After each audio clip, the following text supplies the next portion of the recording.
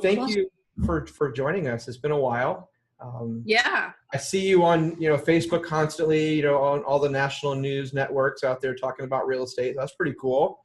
Definitely good for your business. It's exciting stuff. It's pretty good for business. People always say, is it bringing in business? And I'm like, well, the odds of somebody watching that network, that show, that day, that time, it's slim, but it's what you do with that content and what you do with the video and how you promote it on social and kind of make that, in that case, 3 minutes of, fame last as long as possible. Absolutely. All right, very cool. So tell me a little bit about your background. We met through Molly McKinley, who used to be at AdWorks at the big conference in Orlando. But tell us about your background. You've built an amazing business, and you list some of Miami's nicest homes on the market. So how did you get your start? Where did you come from to be where you're at today? Yes. So I actually got my license in 2009, which was obviously the worst time. And then I decided that, I wasn't really getting anywhere with it. And I forget the actual stat. I think it's like 87% of agents who get their license, I think, quit within the first year. And that was me after a few months, because I thought it was going to be so easy. And I'm like, oh, I'll just go and get all this business. Everyone wants to work with me. I know everyone. And that wasn't the case. So I quit.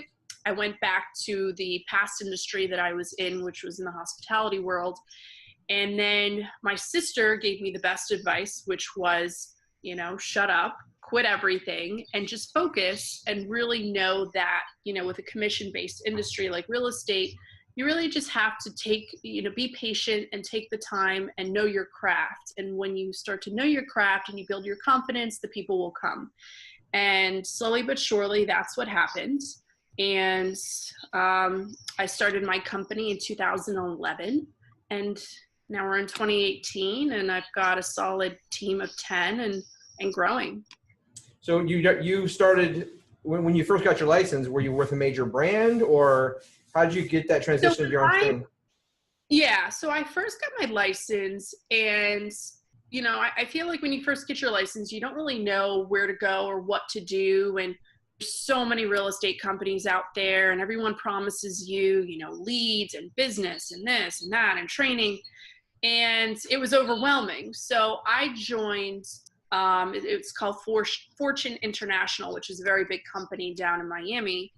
And I just, for me, it's more than just leads, and it's more than just training, it's culture. And I didn't feel that at all. I didn't get a connection. I didn't feel that warm, fuzzy feeling when I walked in. I didn't feel like I could really approach anyone with questions. And so I quickly left that company, and I kept kind of bouncing around. Again, I quit for a little bit. And then in 2010, I actually worked with a very boutique company. I think the broker only had one other person, and him and I worked together every single day. We had a very big client, a billionaire actually, who was buying up property back in 2010. He was buying a lot of property. So I got the best training possible working one-on-one with him. And then slowly after that, I realized, because I was getting so much experience, I'm like, I'm actually good at real estate. Like, I was able to get transactions under my belt to know that I was actually good at what I was trying to do. And that's when I decided to start my own company, and kind of through bouncing around at so many companies before, I knew what was missing, or what I felt was missing. And I kind of took a lot of little things from all of these companies, and that's how I started my own. So that's pretty cool. So how did you go from opening your own business to being noticed and getting featured on the television show $1 Million Listings? So it's not as easy as it sounds. It's more based on, because I can't say, well, do this and this is how you're going to get on, because that's just not the reality of it. It really came down to persistence and confidence. And for me, I always kept in touch with people from the hospitality world, and I happened to know someone who was in television, who was a television booker for guest spots like that. And I wasn't confident. I had that ability to go on television for so long, even before. The first time I was on was 2012 in, I believe, August. But I could have gone on, early on, even before that. I just wasn't confident enough. And finally, I built that up, and I got media trained, which kind of teaches you how to speak on television, how to answer things you don't know the answer to. And I went on, and suddenly, I gained that newfound confidence, and I found that I was actually also very good at teaching and speaking and reporting information. Very cool. So, and $1 Million Listing was a whole different ballgame. $1 Million Listing is a little bit longer of a story, but to make a very long story short, in 2008, before I even got a real estate license, I saw $1 Million Listing, and I'm like, what is this show? Like, this is ridiculous. If I ever get into real estate, which I always knew I wanted to get into real estate, I have to be on the show. And in 2012, after I was starting to speak on the news, I happened to know some of my friends were on reality shows, and I'm like, oh, do you know about this real estate show, $1 Million Listing? And like, how does it work to get on television? And one of my friends connected me with his talent agent, who represented one of the guys on the LA show. And he was like, yeah, it's never coming to South Florida. And anyway, you're not a luxury agent. You don't have enough experience. You're not glamorous enough. And lo and behold, about 6 months later, there were advertisements on social media about some big hit reality real estate show was coming into a number of cities, Miami being one of them, and you can apply. And so I did, and the same thing, it was like, Sam, you don't have the sales, you don't have the listings, thanks for applying. And I just don't take no for an answer. And I put together a PowerPoint presentation as to why I should be on the show. And I included, my life, not just the sales, because I didn't have the sales and I didn't necessarily have the listings to showcase that. But I had my own company, which was different from everyone else and anyone that's been on the show. And, at that point I was traveling, I was using the money that I was making in real estate. I was going on safaris in Africa. I did cage diving with great white sharks. Like, I showed me and my personality versus just, hey, I can sell a home, because I think that's really an important message even with clients. It's, they want to know about you. They don't necessarily want to know about your numbers. They want to know about you, because you're going to be communicating with them and working with them and growing that relationship with them. So that's a kind of good segue into, we're, as I mentioned to you in email, we're kicking off our 90-day listing challenge to really try to help our agents list more. And one of the things I hear from especially the new agents is, I haven't listed before. I'm scared. What they ask me, what have you sold? And we talk about leveraging the power of our brand and our team and what we have to offer. But so what advice would you give to a newer agent going out there and, Yeah. So, I go to listing appointments. I lose listing appointments all the time. And not you, no. I know. And I even lose them to like family friend referrals. Like, it's ridiculous. So, and I always battled with, when I first got in the business, how do you respond to, well, you don't have experience. You've never had listings. So how do you expect to sell mine? And the easiest answer, even now, I don't have a ton of listings. And the reason I don't have a ton of listings is because A, I've sold them already, or B, I don't take on things I don't think I can sell, or C, I don't take on overpriced listings. There's ways to communicate and to sell yourself, and being honest. And that is the honest thing. Do you want to have an agent who has 50 listings? Or do you want to have an agent who has 5 listings because they're constantly moving them, they're selling them, they're pricing them right, they're marketing them, and they're getting the job done? There's something to be said for that person that only has a handful or less of listings. They don't have that many because they've sold them.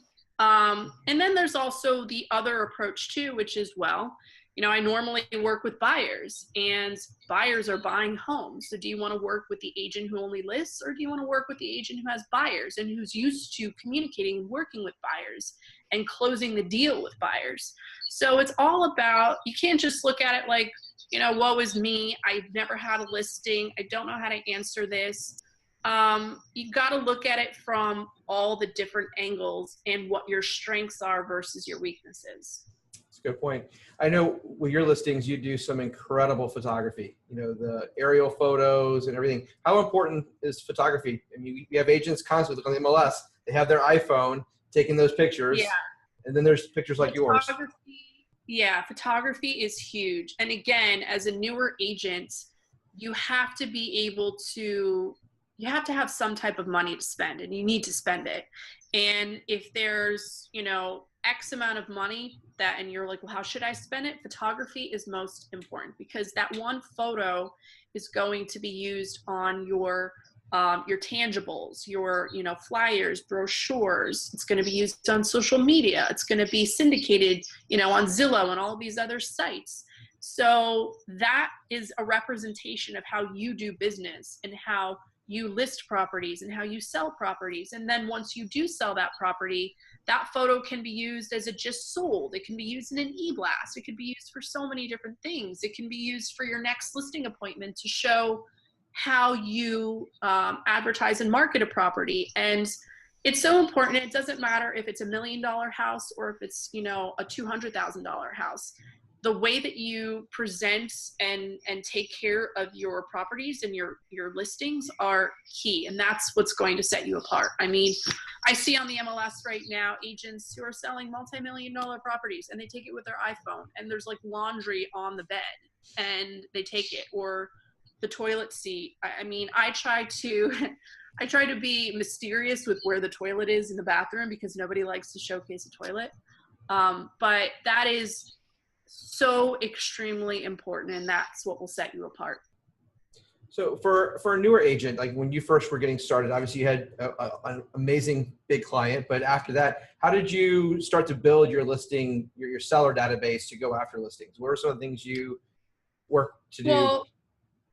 Well, first off, that amazing big client, he actually ended up screwing me over. So I have a lot of stories. I have a lot of sub stories. So with that client, he wanted to buy up as many homes that fit a certain criteria in 2010. And I worked around the clock, and that's how I knew I was so good, because I was able to calculate these investment properties and the returns, and we had power of attorney writing these contracts. So we could just submit. We got so many. I was on track to make about $40,000 every 2 to 3 weeks based on closings. And out of nowhere, he said, you know what? I found a better ROI in Orlando.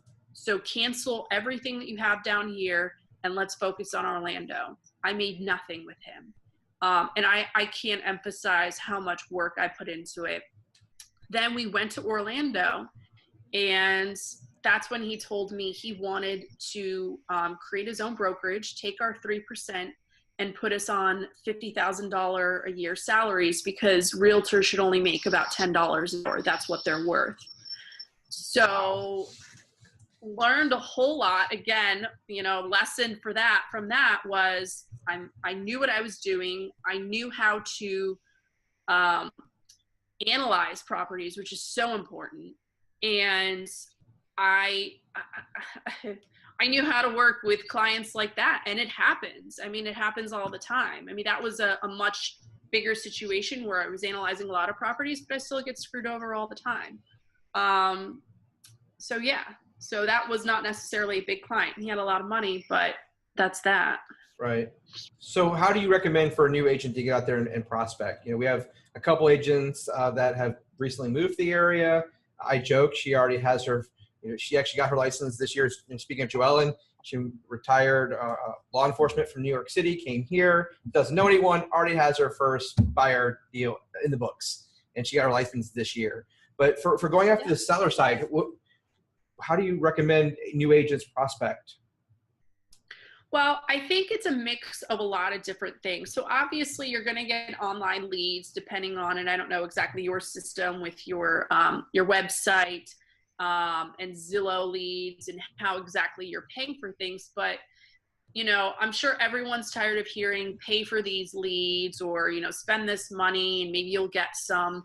When I first started, I didn't have a lot of money to spend. So I was, the good old fashioned joining every single organization that I possibly could. I mean, people joked I was like the mayor. I was at every single event. I was a part of every single networking group. I just constantly was talking to people. And then on the other side of it, I was also blogging, which is free. I was writing about real estate. I was, writing about what to expect when inspecting, or the latest design trends, or mortgage rates are going up. What does this mean for buyers? What does this mean for sellers? And you have to understand, people, when you're a realtor and when you want to separate yourself, again, you have to showcase who you are. If you're more about the design aspect, then be more of that design type of realtor. If you're more of the numbers and the analytical side, then talk and write about that. You can't be everything to everyone, and you're not going to get every client. And so it's just important to brand yourself. So for me, I'm probably a little more on the analytics than I am on the design. And so that's what I would write about. Then I would use and take those blogs and I'd post it on social media. I would advertise some of my other agent friends who were open and allowing for me to market their homes, their listings. I would take those. There's so much information and content out there for you to use to either post on social media and make your own, that, people don't care if it's your listing or not. They just want information. So provide them the information, create your own brand around it, and the business will come. You just have to be persistent. Do you do any type of a pre-listing package, or you just go in with the main listing? So when I go, it's interesting. One of my agents has a whole pre-listing package. He's super detailed. And I mean, he has an amazing, amazing package. When I go in, I'm not good with that because I feel, and this is a great example of there's no right way to do anything. I used to come in with tangibles. I wasn't comfortable presenting that way because I kind of felt like the seller on the other side was just waiting for me to be done. And I didn't know, like, are they listening? Are they not? Then I came in with my iPad and gave a PowerPoint presentation. And again, I kind of just didn't feel that connection because I felt like I was looking at the iPad, I was looking at them, and I felt like I was, a teacher. So finally, I'm like, you know what? And I was listening to a webinar of a friend of mine, and he was like, I've never given a listing presentation. I've always just gone in there, talked about myself, what I do. If they ask for comps, I tell them that's not who I am. And I was like, wow, I should try this. And so I went in there, and my whole presentation is any company can come out there and say they have global, the global exposure and this and that. But with the internet, with social media, we're all on level playing fields. I mean, we really are. Nobody has more exposure than another. What separates things is the agents. Businesses don't sell homes. People do. And that is the number one thing. There's hundreds, thousands of people who work at different companies, and they're not all going to be, in the top. You have someone who has their own little brokerage, and they could be top 10 in the state or in the country or whatever. And that's the purest example of that. So for me, I come in there and I identify three things. You want to know who is the buyer buying your house. You want to know how are you going to reach them? And you want to know how do you get, once you do reach them, how do you get that buyer to buy this house? Those are the only three things that matter to a seller. Nothing else about, well, our company has this or that, or this is how much I've sold. That's meaningless to me. You just want to know, how are you going to get the job done of selling this person's house? And those are the only three things that matter, sprinkled in with professional photography and videography. Right, definitely. So you use video a lot in your listings? I do. Again, it depends on the listing and the price point. You do have to budget out. If there's again, first and foremost is photography. Depending on the listing, I'll use videography as well. There's certain videography that can be less expensive than others. I know there's a lot of apps out there, but videography, again, is key. And I also use that for marketing to get new business as well. So what other advice do you have for newer agents? Or even we have some agents on right now that are a little bit more experienced, like Keith and Ian. Ian actually had his license a year. He's in our $1 Million Club. Antonio licensed just a year. He's over $1 million so far this year. So we've got a mix in here right now. So what other just general advice do you offer? That anyone has questions, type them in the chat box or raise your hand, and we'll see if Samantha can answer them for you. Yeah. I mean, I think it's more of, again, don't be afraid to lose listings. Don't get down if you lose listings, because just like that billionaire in the beginning, I could have easily just been sad and upset that I lost this big opportunity to make all of this money. But instead I looked at it like, this is a learning opportunity, and I don't want to focus on this person bringing me down and harp on it when there's so many other people. You know, I'd rather get smaller buyers or smaller sellers than focus on the billionaire who's not even going to respect me. And, you know, when I lose these listing appointments, I'm not all that upset. And I tell them every single time when I lose it, I said, please, you know, I'll be keeping in touch with you. Please don't sign for more than 4 months. And when it doesn't sell, please call me. Because, you know, another agent, there's a best example is a listing. I think I came in, I said I would list it at $925. This other agent said it would list for he'd list for $975. And I said, okay. I said, there are 0 comps to justify that list price. But if he is that confident he can list and sell for more than me, then by all means, you should be working with him, because I'm not confident that I can, and I don't want to overpromise and underdeliver. But please only sign for 4 months. And when your house doesn't sell, I'll get the job done. And it's better to be, what was it? Someone told me the firstborn, the second wife, and the third realtor. I like that. Nice. Okay. So I like the fact that you don't take overpriced listings, because so many agents do. You see them constantly. And, you know, when I was actively selling, I asked the listing agent, can you share with me the comps that you, please, because I have no way to get there. If you could show me the path. So why did you come to that point? I kind of like how you don't want to oversell and underdeliver, but like, that's a good stance to take. It's actually part of our code of ethics, but why is that a part of your business plan? Yeah, because I look at it from a number of different ways. I don't want to, you know, I always tell people, look, we can list, if we're going to list high, because sometimes even when you're telling people, you know, it's not worth X amount, they're like, but Sam, I still want to work with you. And I'm like, all right, we'll do it your way. We'll list high for 30 days. I will still, you know, market it, advertise it, but I'm telling you it's not worth this based on comps. That's not to say things won't sell, comps won't raise, comps could also go down, but we'll try it your way for 30 days. After 30 days, we do it my way and we get the job done. I generally don't like to work with overpriced listings, because exactly that, you're spending all of this money and time. You're not confident that it's worth what you've priced it at. So how are you going to really confidently sell it for that when a buyer or a buyer's agent says, well, how did you come up with this price? It's like, well, funny you ask. I don't know. We spun the wheel of price. Yeah. So, you know, it's difficult in that. And then I also don't want to be hiding from my sellers. If you take on an overpriced listing, your sellers want to know what's being done to sell the property. Why haven't I gotten any offers? What's going on with this? So it's like, I don't want to be ducking calls when I see, you know, the seller calling and I know it's not selling because it's overpriced. And I have that right now. People that want to work with me, I've told them that it's overpriced. And I literally tell them, your home is sitting because we're priced too high. And we wait it out, and I wait for them to say, okay, let's get this done. Have you ever had it where you're like, hey, let's do it your way for 30 days and then my way, and then their way works? No. Thankfully. Thankfully.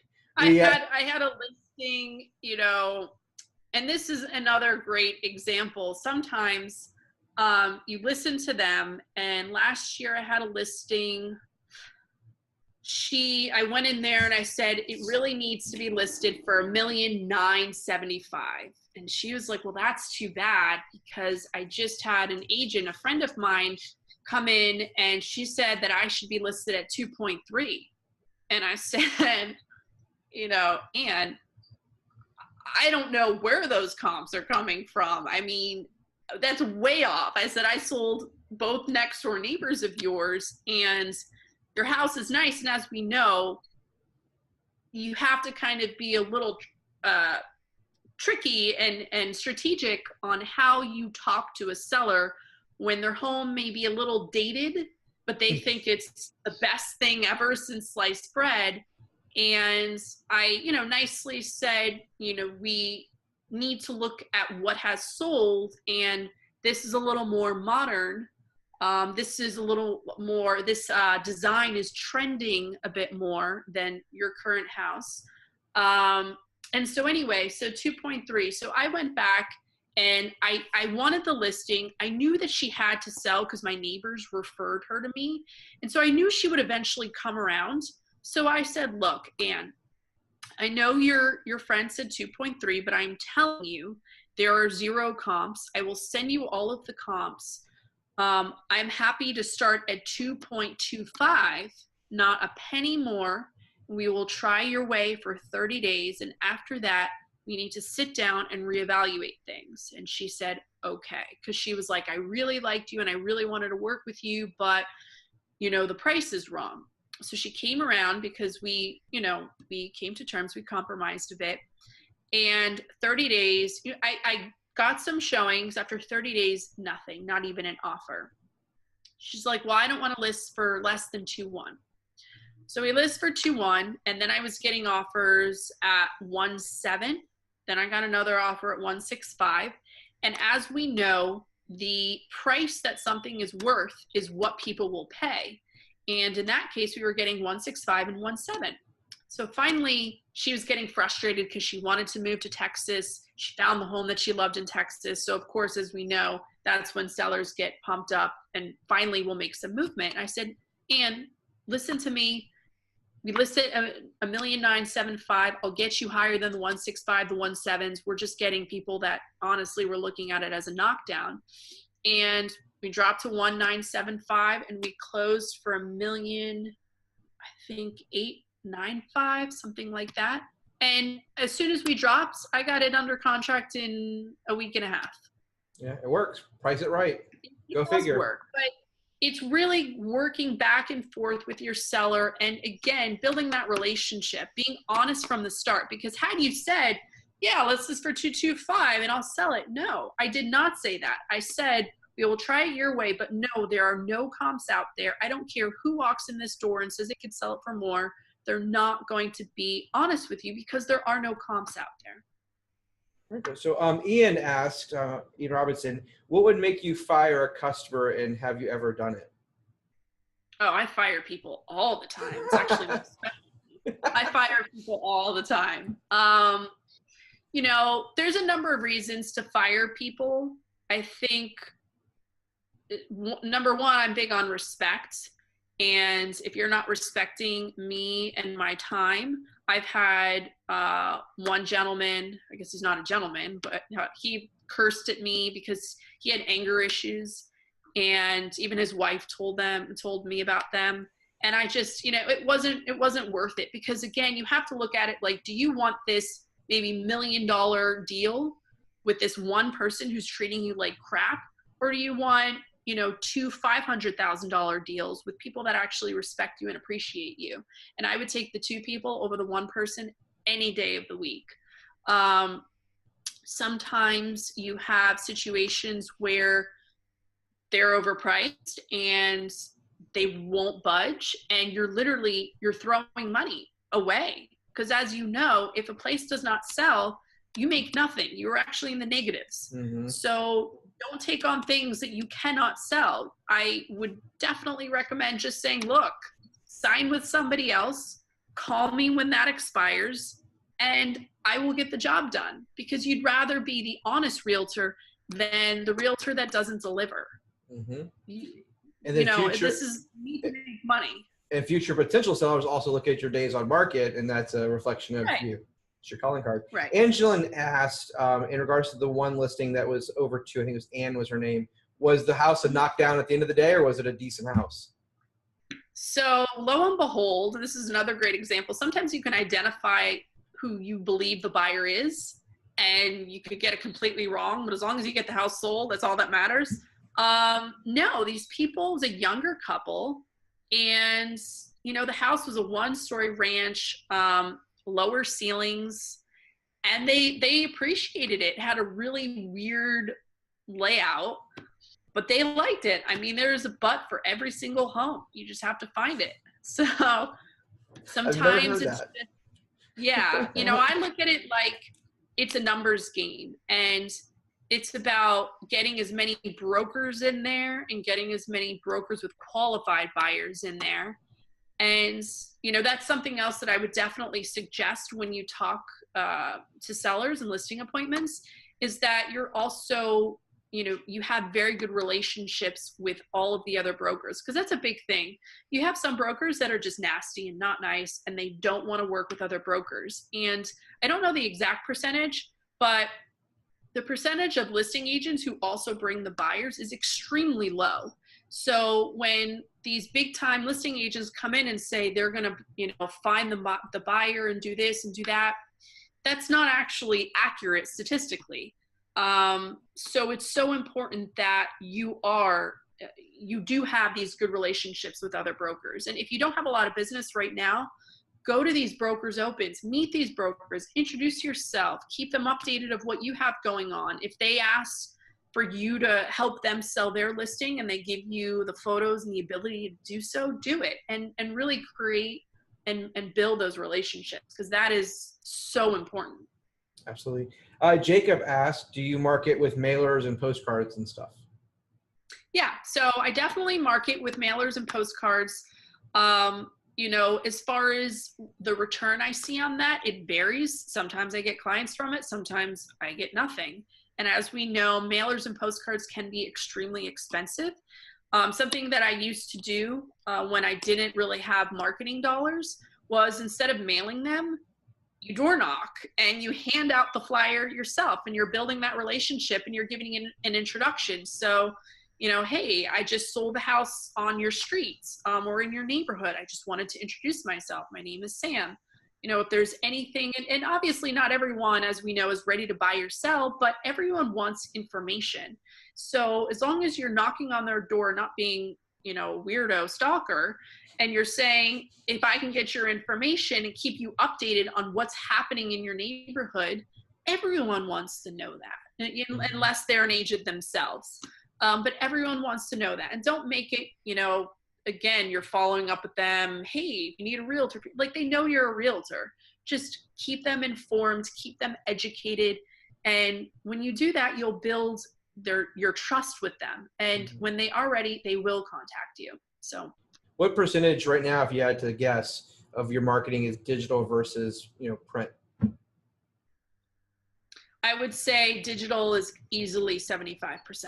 I do mostly digital. I think digital is how I grew my business. Print is just, I feel that, you know, people get inundated with print, so they might look at it quickly, throw it out. But at this point, because they're inundated, they're looking at yours quickly, they're looking at so many other people's quickly, that they're not giving it the focus and attention it needs. If you do mailers, something that will separate you, that does work, is either, you know, personally handwriting your envelopes. I would not suggest just postcards, because again, people look at it, okay, they put it down, and they might remember you, but you know, it's not as consistent as if you handwrite something in an envelope. I generally color my envelopes, because when you get a colored envelope, it's like, what is this? When it's handwritten, you know, it's personalized. And then I'll put either a postcard, or I'll write something that says, you know, I've sold this home in this neighborhood. So it's not just the usual postcard with the picture and this and that. Have something personal to, again, show who you are, your brand, and to show that you do actually take the time to reach out to these people versus just a mass blast. Right. So Antonio asked, he's new at getting listings. So far, he's just worked with buyers, and most of his buyers, like actually all of them, have been from Brazil. So he hasn't had many buyers here. How does he get started getting listings? What advice do you have for him? Sure. So again, if you have mostly buyers, then that's the way you're going to market yourself to get listings. I work with, I mean, the buzzwords, as we know, is international buyers. So take that and run with it. I work with a large amount of international buyers. I'm ready to go. But again, have those professional photos. If you don't have listings, take professional aerial shots and use those as your marketing, and put your headshot, make sure your headshot's professional, and just market that and throw on some stats. Again, you know, when I was speaking on the news, I really didn't have listings. I had buyers, but I didn't have listings. So I built that, that pipeline of sellers from my knowledge and the information I provided. So, you know, what percentage of international buyers are buying in your area? Because you're stating all of these things, and then you're saying, and I have these people, and you're, you know, putting that on something with a background of a professional photo, and you're showing that you are professional. And then, yeah, and then meet with those people. And if you're not 100% confident in meeting with sellers, and maybe you're a little scared about like what questions they'll ask and what if you don't know the answer, bring someone who does have listing experience. I mean, work out. Yeah, there you go. Bring your broker. I do that all the time with my agents, and you know, I'm happy to sit there. It's just, don't ever be afraid to ask for help and to team up, and you know, work on that side of it versus, well, I don't want to pay this person or that person. A little money goes a very long way. Absolutely. So when you were getting started, and obviously you had some struggles in the beginning with your buyer, and as you're building your business, we all have ups and downs. And one of the things I see with some agents is they get discouraged, you know, and being an independent agent, you have to self-motivate yourself. How did you find ways to keep yourself motivated and focused on your goals? So it's extremely true. You get very discouraged. And that's why I initially quit in 2009. When I got my license, I thought I was going to, you know, everyone wanted to be my client, which was not the reality. And I quit a few months later. Time blocking is extremely important. And because when you are newer or you don't have a lot of experience, you don't really have much to do. You don't really have buyers. You don't really have sellers. So it's like, well, how do I get that momentum? And you have to just keep yourself busy. So focus on every day from this time to this time. I focus on social media from this time to this time. I've been blogging. There's so many things that you can still be doing to market and advertise yourself in the interim when you don't have these clients. Again, I went to an event every single day.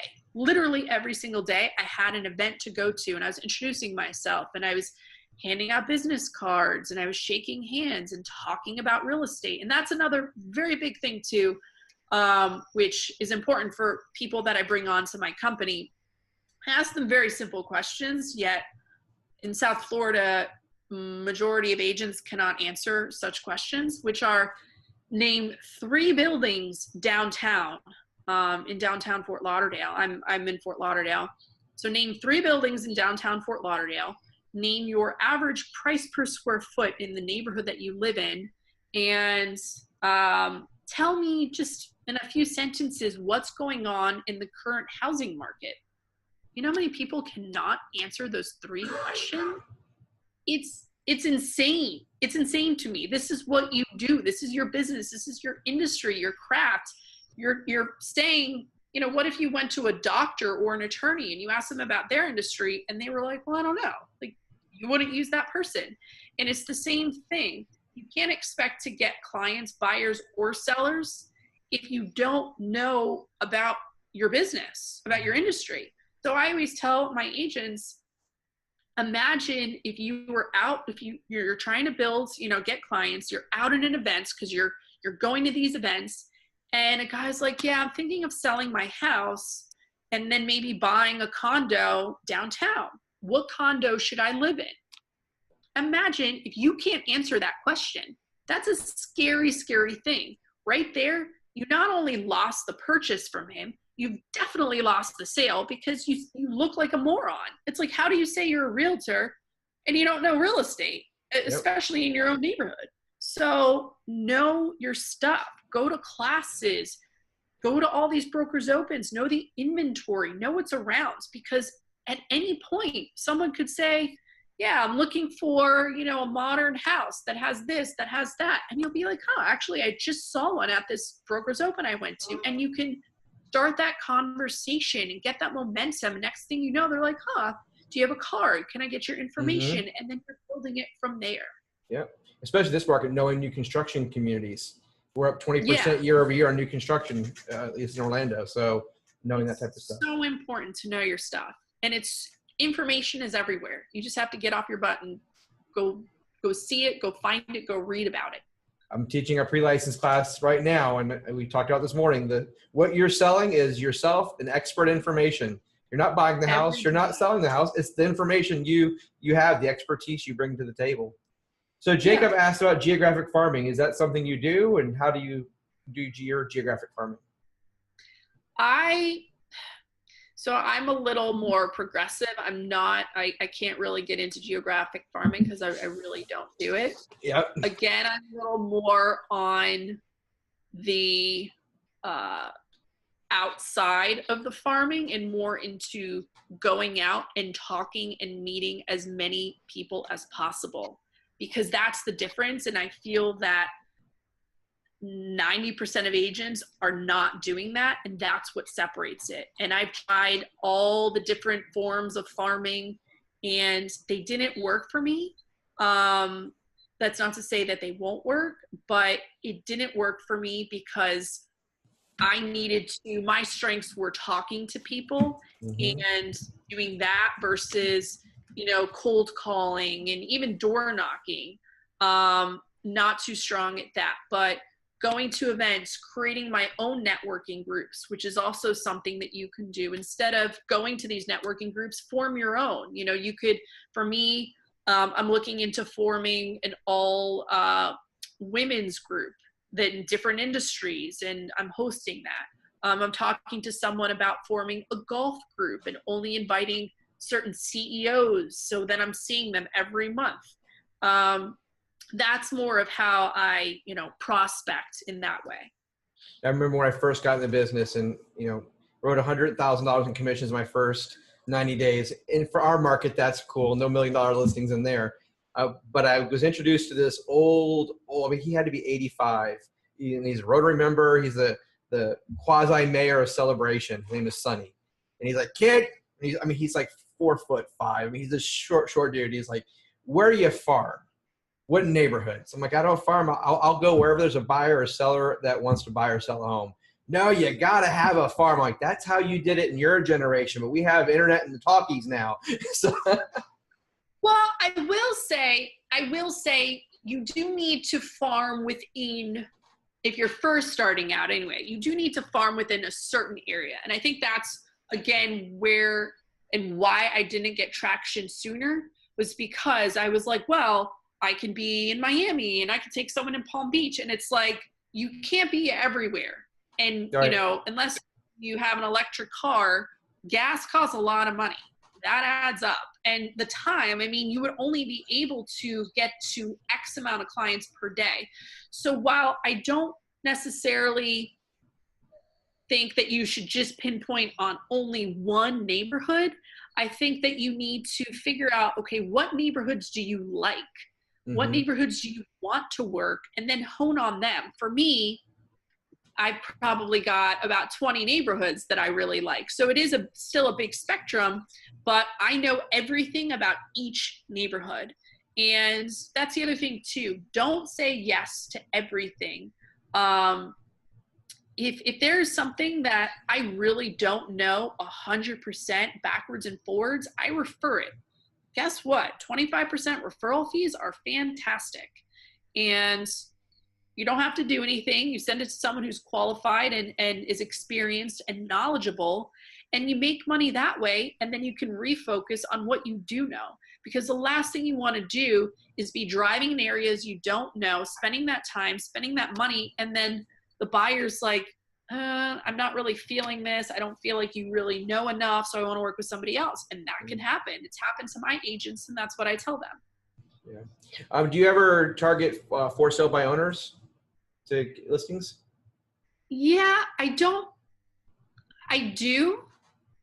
to an extent. My agents will a little more and call them and kind of hit them up a little more, but you have to go into it with a FSBO, knowing there's a reason why they're listing and trying to sell it themselves. Or at least that's how I go into it. I go into it like, look, it's not like they don't know what a realtor's job is. So why aren't they using a realtor? Is it because they're trying to save money? Because we can argue against that. Is it because, they feel that they can do a better job? Maybe. I mean, that's possible. So if you do go and target FSBOs, go into it knowing that you might get frustrated, knowing that it might take some time to kind of massage and build that confidence, and know that it's not going to just happen tomorrow. There is a reason why they did not want to work with a realtor. So find out the reason and then try to sell them gently on working with you. And I think that's the other approach, because I think, these people, they don't work with realtors because they feel like realtors are just annoying and they nag and this and that. So go at it more in a relationship based and say, look, let me try to help you with selling, maybe work, come at it from a different angle, is what I'm trying to say. Yeah. I go back to, I love when you talk about blogging and generating content to build your expertise. I harp on that with the team constantly. Like, write blogs. It's free, and with tools like Grammarly, you don't have to worry about if you're a bad speller or if you're not great with grammar. There are free tools that will help you to generate some great content. And then that's there. It's out there selling for you 24 hours a day. Yeah. And I tell people, because some of my agents are like, well, I don't like writing. I'm like, okay, well, you don't have to write. If you don't want to write, don't write. Then maybe create a video and give a 60-second market update, or 60 seconds you're talking on the camera about, the inspection process, or just your day, or a house you just saw, and talk about the house. There's so much stuff that you can do that's free. It just takes time, and it takes, maybe an iPhone or a phone, with a camera, which I believe we all have these days, and just putting it out there. It's just so important. And then, social media, and really utilizing your social media. Something that I do, whether it's Facebook, Instagram, LinkedIn is a very big one, is actually socialize on your social media. What a shot. I've gotten a lot of business from LinkedIn, honestly, from, after someone asks me to connect, and I'll respond to them and say, thank you so much for connecting with me. Please let me know how I can assist you in buying or selling in South Florida. And it's responding to that person versus just connecting with them and then the connection dies. And, there's business to be had from everything that you do. You just have to kind of find that missing link. All right. As we get to the end, everybody's got some questions. When you first started, did you get buyers wanting the deal and not knowing the area, then asking you questions about crime and whether it's a good neighbor, that type of stuff? How'd you handle those delicate questions? It is kind of delicate. I mean, I always tell people, because I am and I tell all of my agents, anything with liability or ethics, even in anything in a gray area, either have them speak to an attorney, or information is all online. And I kind of just say, look, my job is to inform you on the house and numbers. Again, there's some gray area. I stay very far away from the gray area. And when you say it like that, not I stay very far away from the gray area, but when you explain to them what your job is and what you're an expert on and what you are not an expert on, they respect you a lot more. Again, as we know, plenty of times buyers and sellers ask us legal questions. And many times I know the answer, but I don't answer them. And I say, I'm not an attorney, so I can't answer that, but any attorney can. And that's what I would suggest you do. And you stay very far away from that, because I will tell you, people do sue. They definitely sue, and it is not a fun process. So yeah, you could be doing everything right. Be the source of the source, never the source. Right, right. So Jacob's asking, from your digital marketing, which ones do you prefer other than emailing? Do you do Facebook, YouTube ads, Zillow? Have you worked with them? What are your thoughts on the different platforms? Yeah, I think, Facebook, when I first got started, was key for me. Mm-hmm. Nobody was really promoting on Facebook. And now, slowly but surely, people do. But I think that there's still a void in Facebook where people post, the latest from CNN or CNBC or Fox or whatever about, or Wall Street Journal about, oh, rates went up. And they just post that. The difference, what I would do, is that I would post that, but the odds of someone clicking on that article are very slim. And you being the expert, it's your job to basically summarize what that means. And you could reference the article. So in a few sentences say, mortgage rates went up. So if you're a seller, this is good or bad because of X, Y, and Z. If you're a buyer, this is good or bad because of X, Y, or Z. Want to know more? Not want to know more, but I can assist you with buying and selling. Call me and I'll explain this article in detail or in more depth, and show people that not just that you're a realtor, but you're here to help them, whether they're really ready to buy or sell. You're here to help them, because whether they're ready to buy or sell, maybe their family member or their friend is ready to buy or sell, and they're going to remember you and they're going to remember your posts. Whereas, if you're just posting an article, like that's kind of spamming in my opinion. Mm-hmm. So Facebook is good. Instagram, I think, is kind of better right now than Facebook, because I think people are a little more image driven. They want that quick photo, and that's why professional photography is so extremely important. If you don't have the money to get professional photos, then get your own camera. A legitimate camera, or get, a better iPhone with a nicer camera, get some apps that can help with the exposure. I have an agent with my company who he does everything from his phone, and his photos look fantastic. And he uses a number of different apps. He brands all of his photos, and it's great. But don't be that agent that puts out these insanely, horrible photos on rainy days with, the toilet not flushed. I've seen it all. Like it's just bad. So just know whatever you put out there is a representation of yourself. So to answer your question, Facebook and Instagram are my big things. And we had a photo the other day of a listing that we sold. It was another agent's listing. It was clearly a very rainy, overcast, gloomy day.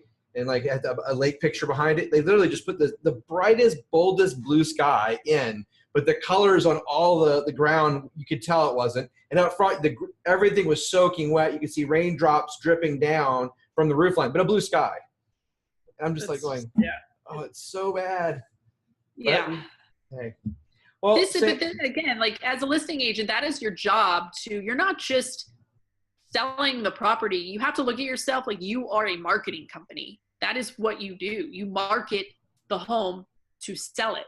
So your marketing has to be on point. You need, and if you're not really the best at marketing, go take a marketing class. Like that's going to separate you. Actually, the agent I was just telling you about that's at my company, his industry prior to real estate, he worked at a marketing firm. So that's why he knows all of these things, and he's fantastic at it.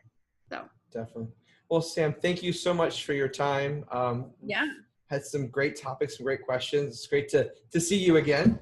Yeah. And if you're ever in Orlando, come by and see our office. We'd love to show you around. Definitely. I actually should be there probably in a few months. Well, cool. Well, come on up and see Mickey and Harry. Definitely. Thanks, guys. All right. Have a good day. Thanks so much. Have a great one. All right. Bye.